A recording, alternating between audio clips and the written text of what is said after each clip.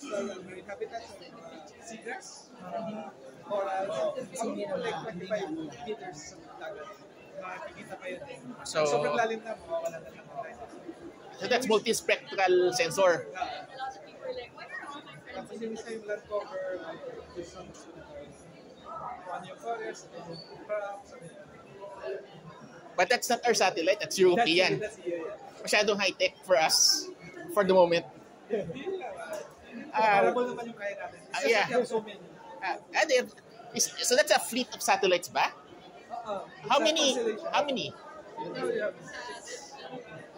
Yeah, at least 6. 6? It's global coverage? Amazing. Yung maganda lang sa kanila, it's been there since 2013. Yung sa atin kasi maganda sa trend right now, kung wala kang historical data. Yes. You can't do a proper study without historical. You can track the changes. Is the data in Copernicus available online? Is there? Copernicus data space ecosystem.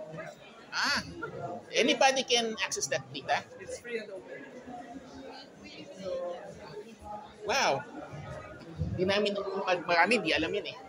Kailangan din awareness. Fine. I recorded this conversation, I'll post on YouTube para may awareness.